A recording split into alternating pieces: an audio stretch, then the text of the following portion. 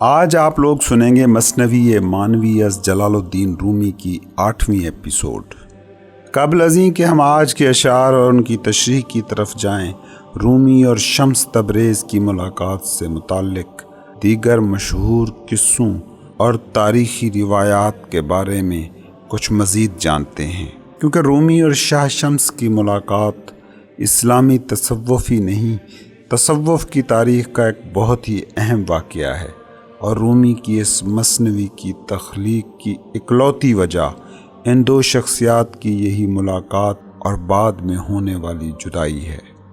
گزشتہ ایپیسوڈ میں ہم نے 2-3 واقعات کا ذکر کیا تھا جو رومی کو صاحب کال سے صاحب حال بنا گئے تھے، مگر ان واقعات کی تاریخی صحت کے حوالے سے یقین سے کچھ نہیں کہا جا سکتا، کیونکہ مختلف تاریخی ریکارڈز رومی کی زندگی میں آنے والے اس انقلاب کو مختلف واقعات سے جوڑتے ہیں۔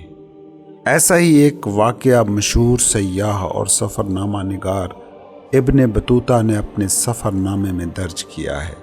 تاریخ کی کتابوں میں ہے کہ ابن بطوطہ، جو اصل میں مکہ کی زیارت کے لیے اپنے آبائی وطن مراکش سے روانہ ہوئے تھے، وہ اسکندریہ میں ایک بزرگ امام برہان الدین ارز سے ملے۔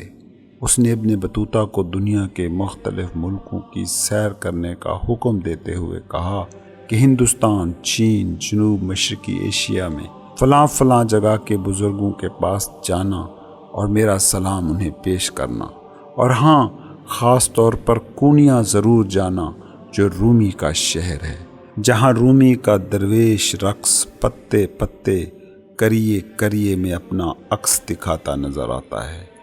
امام برہان الدین نے ابن بطوطہ کو کہا کہ تم روح کے بارے میں جاننا چاہتے ہو تو روح کا دوسرا نام ہے کونیا۔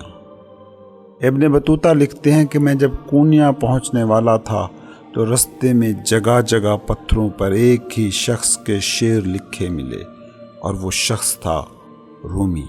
کونیا میں قیام کے دوران ابن بطوطہ کو جو سب سے مشہور قصہ رومی اور شمس کی ملاقات کا سننے کو ملا وہ یہ تھا کہ ایک دن ایک حلوہ فروش کونیا آیا۔ رومی نے بھی اس حلوہ فروش سے ایک کاش حلوے کی خریدی اور کھا لی، جس سے مولانا کے باطنی احوال یکسر بدل گئے۔ کہتے ہیں کہ رومی اس روز بے اختیار اٹھے اور گھر بار سب کو چھوڑ چھاڑ کر نکل گئے اور کافی عرصہ تک گمنام رہے۔ کافی عرصے بعد واپس لوٹے تو بالکل خاموش تھے، کسی وقت فرط جذبات میں بولتے تو اشعار ان کی زبان پر جاری ہو جاتے، وہی اشعار جو بعد میں جمع ہو کر مثنوی مانوی بنے۔ یہ حلوہ فروش ابن بطوطہ کے مطابق درویش شمس تبریز تھے۔ رومی اور شاہ شمس تبریز کی پہلی ملاقات، جدائی اور پھر ملاقات کے حوالے سے تاریخ میں کچھ اور بھی قصے مشہور ہیں، ان پر بھی ہم بات کریں گے، مگر آج نہیں، اگلی ایپیسوڈز میں۔ اب آئیے چلتے ہیں رومی کی مثنوی مانوی کی اگلی نظم کی جانب، جس کا عنوان ہے ہونا عاجز تمام طبیبوں کا، اور بادشاہ کو یہ معلوم ہونا، اور کرنا بادشاہ کا رخ بادشاہ حقیقی کی طرف۔ بادشاہ نے جب دیکھا کہ حکیم بے بس ہو گئے ہیں تو وہ بھاگا مسجد کی طرف۔ مسجد داخل ہوتے ہی وہ محراب کی جانب گیا، اس کے آنسوؤں سے سجدہ گاہ تر ہو گئی۔ جب وہ اس وجدانی حالت سے کچھ ہوش میں آیا تو اس کی زبان دعا و حمد و ثنا میں محو ہو گئی۔ اے وہ کہ دنیاوی شاہی جس کی ایک معمولی عطا ہے، زباں سے کیا کہوں کہ تو وہ جانتا ہے جو میرے دل میں ہے۔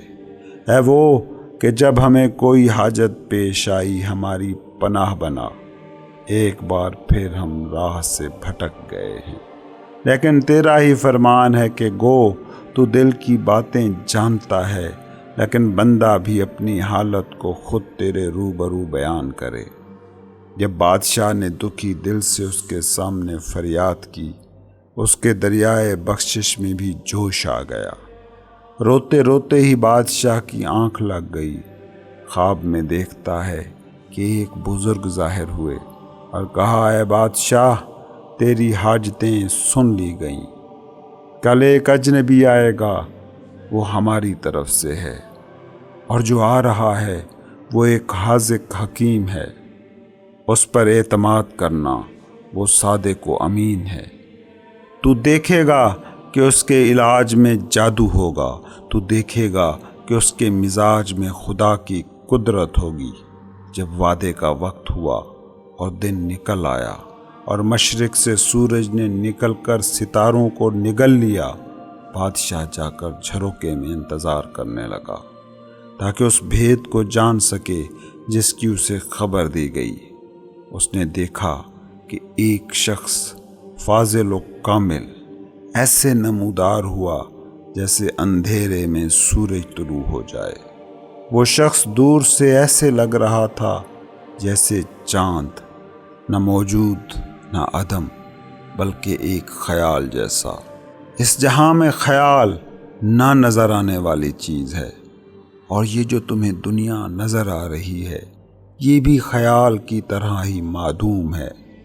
دنیا والوں کی جنگیں ہیں یا صلح، بس خیال ہی ہیں۔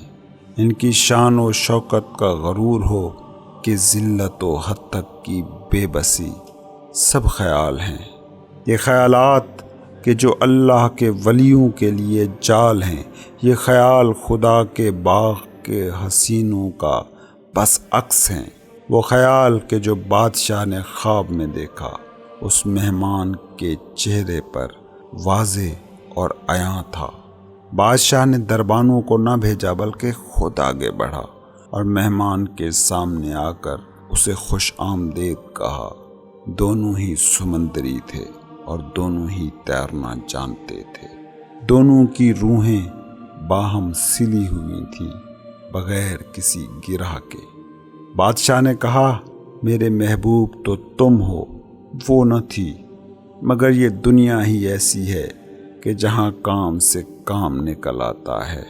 اے تو میرا مصطفیٰ ہے اور میں تیرا عمر، میں ہر دم تیری خدمت کے لیے کمر بستہ ہوں۔ یہ تھا مثنوی مانوی کی اگلی نظم کا بامحاورہ ترجمہ۔ اب چلتے ہیں اس کی تشریح کی طرف۔ ایک بار پھر میں یہی کہوں گا کہ قصے اور اس کے کردار کی ظاہری شکل کو سمجھنا آپ کے لیے کچھ مشکل نہیں، مگر میں سادہ انداز میں پھر قصے کو دہرا دیتا ہوں۔ جب بادشاہ اپنی خریدی ہوئی کنیز کی صحت یابی کے لیے ہر کوشش کر چکا تو پھر وہ مسجد کی طرف یعنی اپنی حقیقت کی طرف لوٹا اور خدا کے سامنے گڑ گڑا کر پہلے تو معافی مانگی کہ اس نے مشکل کی اس گھڑی میں اس حقیقی طاقت کی طرف نہیں دیکھا تھا بلکہ دنیاوی طبیبوں کی طرف مڑ گیا تھا، اور دوسری معافی اس بات پر مانگی کہ اگرچہ میں تجھ سے مانگ تو رہا ہوں جبکہ تو جانتا ہے کہ مجھ پر کیا گزر رہی ہے، اور اس کے باوجود بھی میں بول رہا ہوں، لیکن تو نے خود ہی کہہ رکھا ہے کہ اے میرے بندے مصیبت میں مجھ سے مانگ تو میں تیری مدد کروں گا۔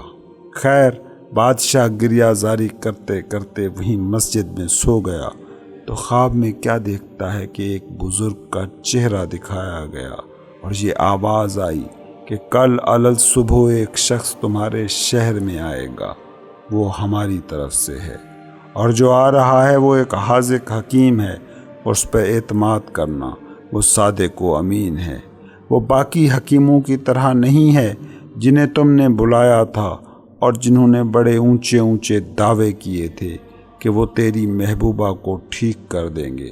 تو خود دیکھے گا کہ اس کے علاج میں ایک عجیب ہی حکمت اور جادو ہوگا، تو دیکھے گا کہ اس کے مزاج، اس کے علاج میں خدا کی قدرت ہوگی۔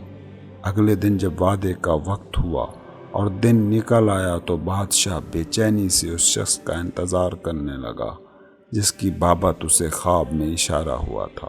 تھوڑی دیر بعد بادشاہ کیا دیکھتا ہے کہ ایک شخص جس کے چہرے سے فضل و کمال کا نور برس رہا ہے وہ شہر میں داخل ہو رہا ہے۔ بادشاہ نے معزز مہمان کا اکرام کرتے ہوئے دربانوں یا درباریوں کو استقبال کے لیے نہ بھیجا بلکہ خود آگے جا کر اس کا استقبال کیا۔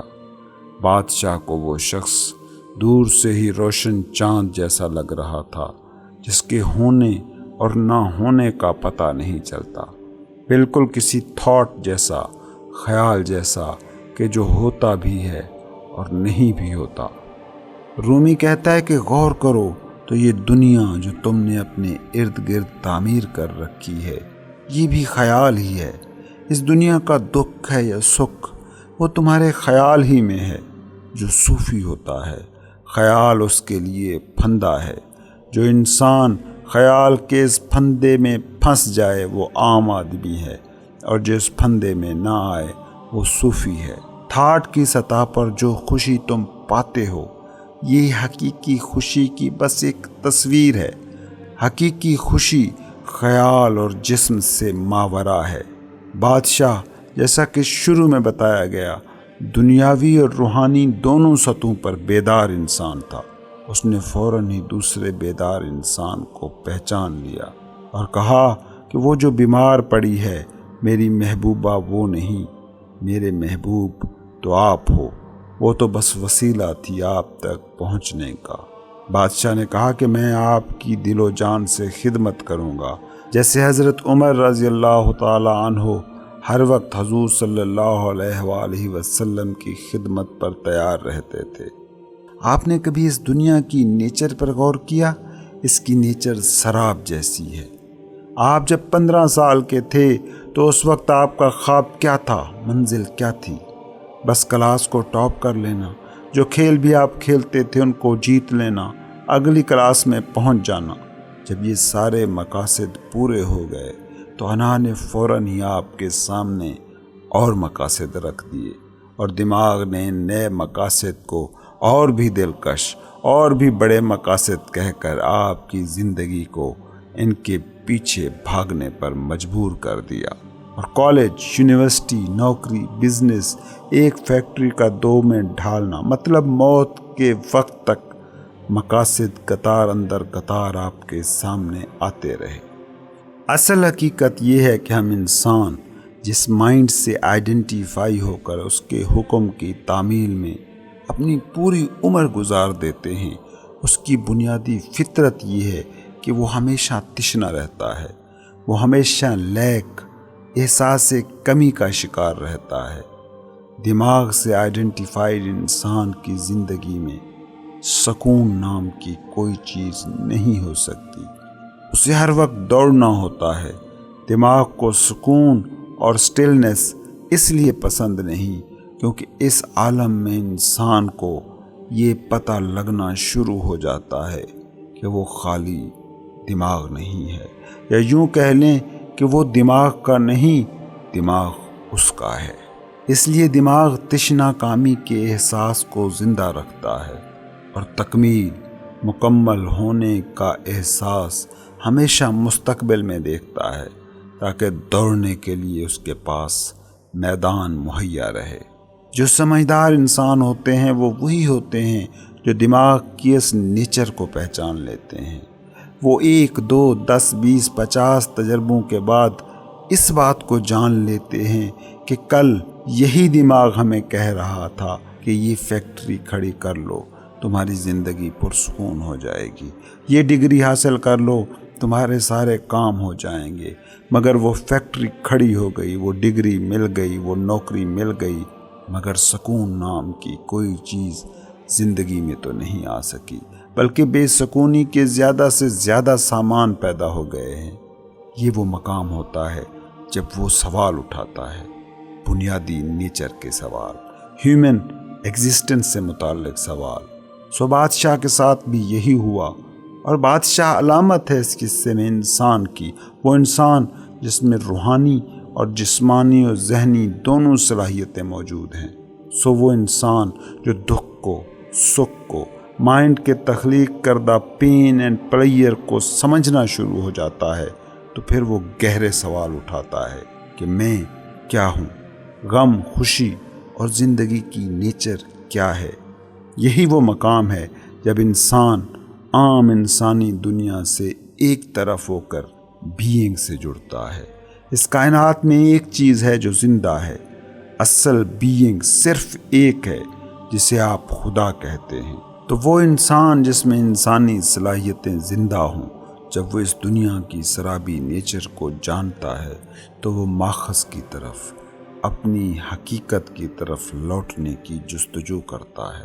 وہ ہستی کی طرف آتا ہے، بینگ کی طرف آتا ہے، خدا کی طرف آتا ہے۔ جیسے اس قصے میں مذکور بادشاہ جب عشق مجازی کی تکلیفوں کے خاتمے کی ہر کوشش کر چکتا ہے تو وہ خدا کی طرف بھاگتا ہے۔ عام انسان مذاہب کی عبادتوں کی شکل میں جو بھی کچھ کر رہے ہیں وہ ان کی اس ایگو سے الگ کوئی چیز نہیں۔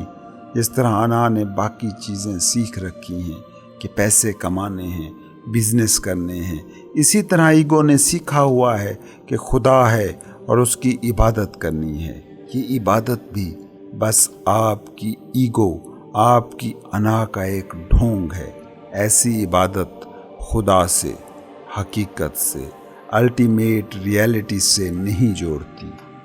حتمی حقیقت تک رسائی تو اس وقت ہوتی ہے جب لہریں جان لیتی ہیں کہ وہ جھیل نہیں، جب قطرہ جان لیتا ہے کہ وہ ندیوں، نالوں، بارشوں، زمینوں کا نہیں بلکہ کلزم کا ہے۔ اس وقت وہ اس وننس کو چھوتا ہے جو اس کی اصل حقیقت ہے۔ اس طرح وہ انسان ہی جا کر حقیقی خدا تک پہنچتا ہے جو ایگو، انا کی زندگی کو جی لیتا ہے اور جان لیتا ہے کہ یہ میں نہیں ہو سکتا۔ جب وہ یہ جان لیتا ہے کہ انا تو وہ ہے جو میں نے کلیکٹ کی ہے، میں نے جمع کی ہے، میں اپنی اصل میں تو اس انا کی تخلیق سے بھی قبل کا ہوں، کیونکہ اس سے قبل کچھ تھا جس نے ان مائنڈ امپریشنز کو جمع کیا ہے، کچھ تھا جس نے اس مادے کو جمع کیا ہے جسے میں اپنا جسم کہتا ہوں۔ وہ جو جسم سے پہلے تھا، وہ جو مائنڈ سے پہلے تھا، وہ جو دماغ کے ایکٹیو ہونے سے پہلے تھا، وہ اصل میں ہوں، اور یہ سب جمع شدہ میرا تو ہے، میں نہیں ہوں۔ یہ احساس جب پیدا ہوتا ہے تو اس وقت ہی انسان پلٹتا ہے اپنی اصل کی طرف۔ تو بادشاہ کو بھی جب تمام دولت خرچ کرنے، بہترین حکیموں کو جمع کرنے کے باوجود اس کی محبوبہ کی صحت نہ ملی تو وہ مسجد کی طرف بھاگا۔ جیسے کوئی بھی حقیقی انسان انائی دنیا کو ہر طرح کی تشفیاں دینے کے باوجود بھی سکھ نہیں پا سکتا، تو پھر وہ روحانیت کی طرف آتا ہے، اپنی حقیقت کی طرف آتا ہے۔ جب انسان خود میں یہ حالت، خود میں یہ صلاحیت پیدا کر لیتا ہے تو وہ جو ناآشکار دنیا ہے، وہ جو ان مینیفیسٹڈ دنیا ہے، وہ دنیا کہ جہاں سے مینیفیسٹڈ دنیا پھوٹی ہے، وہ اس سے ڈائریکٹ رابطے میں آ جاتا ہے۔ اس قصے میں یہ مت سمجھ لیجئے گا کہ وہ جا کر مسجد میں رویا اور اسے خواب میں ایسے گرو، ایسے حکیم کا بتا دیا گیا کہ جو اس کے مسئلے حل کر سکتا تھا۔ حقیقت یہ ہے کہ مسجد کی طرف پلٹنے اور رونے سے مراد یہ ہے کہ وہ شخص اس نتیجے پر پہنچ گیا کہ اس کی حقیقت وہ نہیں جس میں وہ کھپ رہا تھا، وہ اس سے ماورا بھی کچھ ہے۔ جب انسان اس احساس کو پا لیتا ہے تو وہ ناآشکار دنیا سے خود بخود رابطے میں آ جاتا ہے، پھر اسے رہنما بھی مل جاتے ہیں اور گرو بھی مل جاتے ہیں، اس کی روح کے ڈاکٹر بھی مل جاتے ہیں۔ اس لیے صوفیوں کی دنیا میں ایک فکرہ بہت معنی خیز اور معروف ہے کہ آپ گرو کو، مرشد کو نہیں ڈھونڈتے، بلکہ گرو، مرشد خود آپ کو ڈھونڈتا ہے اور آپ تک آ جاتا ہے۔ یہی کچھ بادشاہ کے ساتھ بھی ہوا۔ وہ واپس اپنی طرف پلٹا، اپنی حقیقت کی طرف پلٹا، تو اس کا ہادی، اس کا گرو، اس کا ماسٹر بھی اس تک خود ہی پہنچ گیا۔ قصہ بتاتا ہے کہ اگلے دن جب بادشاہ کے خواب میں آنے والا بزرگ اس شہر میں وارد ہوا تو دونوں نے ایک ہی نظر میں ایک دوسرے کو پہچان لیا۔ جیسا کہ رومی نے کہا بھی کہ دونوں سمندری تھے اور دونوں ہی تیرنا جانتے تھے۔ ایک ہی شعبے، ایک ہی فیلڈ کے اور ایک ہی قسم کے لوگ ایک دوسرے کی طرف خود بخود کھنچے چلے جاتے ہیں۔ آپ خود عملی زندگی میں دیکھیں کہ آپ کی دوستیاں آپ کی کمپنی انہی لوگوں کے ارد گرد بنتی ہے جن کی دلچسپیاں ایک جیسی ہوں۔ اس لیے وہ لوگ جو مجھ سے پوچھتے ہیں کہ وہ گرو کو، مرشد کو کیسے ڈھونڈیں، انہیں میں اتنا کہوں گا کہ بالکل نہ ڈھونڈیں، گرو خود آپ تک پہنچے گا۔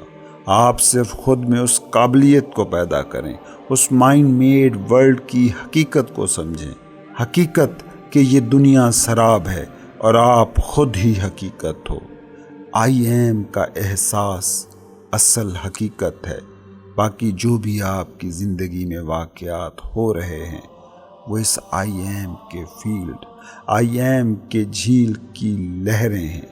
جیسا کہ مثنوی مانوی کی اس نظم میں بھی کہا گیا کہ اس دنیا کے سکھ یا دکھ، جنگیں ہوں یا صلح، یہ کچھ بھی نہیں ہے، بس آپ کے خیال ہیں۔ وہ خیال کی لہر جو آپ کے آئی ایم کی جھیل میں ابھری، وہ لہر کچھ دیر رہے گی پھر فنا ہو جائے گی، مگر جو آئی ایم کی جھیل کا گہرائیوں میں واقف ہے اسے پتہ ہے کہ جھیل کی تہ تو سکوت ہے، سٹلنس، وہ مقام کہ جہاں آپ حقیقت میں آپ ہوتے ہیں۔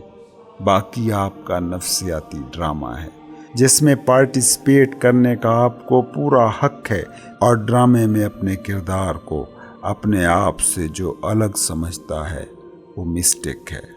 جب آپ کے ہونے کی حالت، آپ کی بینگ کی یہ حالت ہوتی ہے تو اس وقت جب گرو، مرشد آپ کے سامنے آئے گا تو آپ فوراً پہچان لیں گے، بالکل ویسے ہی جیسے کہ اس قصے میں گویا پہلے ہی خواب میں وہ شخص دکھا دیا گیا جو آپ کی انا کی ہر بیماری کا علاج کرنا جانتا تھا۔ اس قصے میں ایک اور اہم پیغام یہ ہے کہ جب بادشاہ کے سامنے وہ فقیر، وہ طبیب آتا ہے تو وہ کہتا ہے کہ وہ جو میری محبوبہ ہے وہ تو بس ذریعہ ہے آپ تک پہنچنے کا، اصل تو محبت مجھے آپ ہی سے ہے۔ یہ جو آپ سنتے ہیں کہ عشق مجازی عشق حقیقی کا ذریعہ ہے، اس کا یہی مطلب ہوتا ہے کہ جب آپ کسی سے عشق کرتے ہیں اور اس کے عشق میں انا کی وہ دیوار ڈھا دیتے ہیں جو جھکنے سے آپ کو روکتی تھی، جب وہ دیوار ڈھہ جاتی ہے تو پھر حقیقت اولا کے سامنے جھکنا بہت بامانی ہو جاتا ہے، اور یہی حقیقی عبادت ہے۔ رومی کے اس قصے کا بنیادی خیال یہی ہے کہ شاہ شمس تبریز رومی تک پہنچ گیا، وہ حکیم جس کے پاس اس کی دنیا کے تمام مسائل کے حل تھے۔ مرید روم جب مرشد تبریز سے ملا تو اس کے بعد کیا ہوا یہ ہم اگلی نظم اور اس سلسلے کی اگلی ایپیسوڈ میں جانیں گے۔